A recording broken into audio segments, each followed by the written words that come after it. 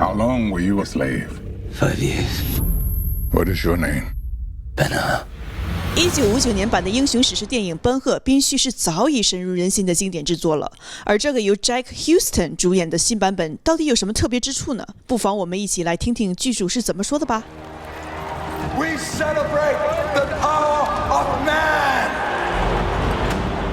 Were you intimidated to take over Charlton Heston's 1959 image, knowing that the critics will be making comparisons? Yeah, and I think that's sort of personally the mistake is, I love the 59 version so much, and I love what Charlton Heston did, and I think if I read this and felt in any way like this was a remake, I wouldn't have done the movie. And when I read it, I was so taken that this was such a reimagined idea of a wonderful story, but it felt very much its own piece and its own entity. And for a modern audience, it didn't feel like it was stepping on the toes of the previous movie and Charlton Heston, because also the Judah that we created, something that I was really proud of, was Judah, who was this boy, this child prince, who was a sort of pacifist and was forced into this revenge story. He's the unlikely hero, so you want to see this wonderful journey through him, because he's never the person who you expect to make it through. And right through to the race, I kind of wanted to keep it ambiguous of who was going to win, because there's no real villain in this movie, in this version.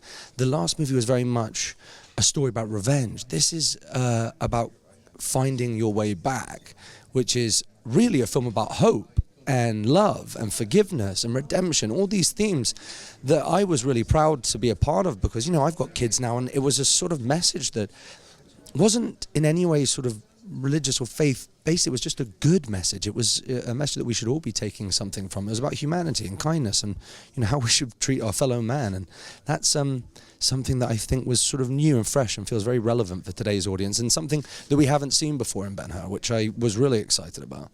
Since you mentioned forgiveness, do you think, for me personally, there are so many people in my life, it's so hard to forgive.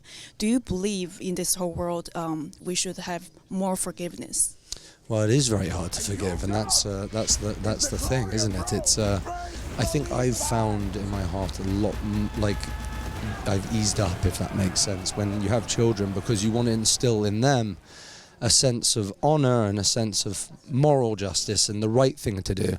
And it was lovely, because while I was shooting this in Rome, I had my daughter with me, and I would come back and I'd realize what an emotional journey this movie became for me. And it was very emotional, it was very internalized, and it was something where you find him in different moments, and he's always in questions with himself and with his faith, with his station, who he is, and you see that right through to the very end. He doesn't figure that out until that moment where he sort of lets everything go, and that's a real journey to go on. I found that was a sort of exceptional thing to be a part of. Well, it's been almost 60 years since the 59 version, and there's a whole generation of people who've never seen or even heard of Ben-Hur.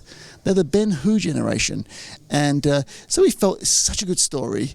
It's such a great message of reconciliation and forgiveness.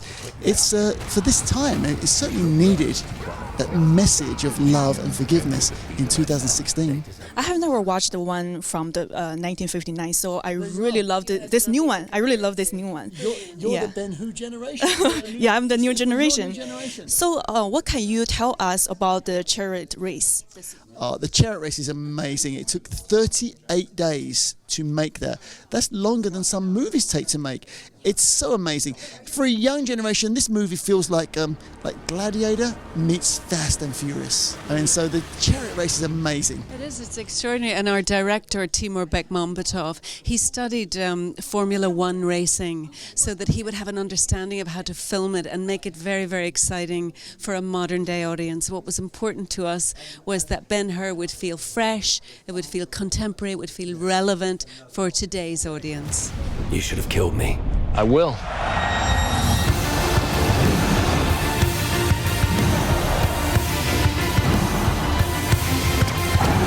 Remember, first to finish, Last to die. Are we having fun now, brother? Stand and fight!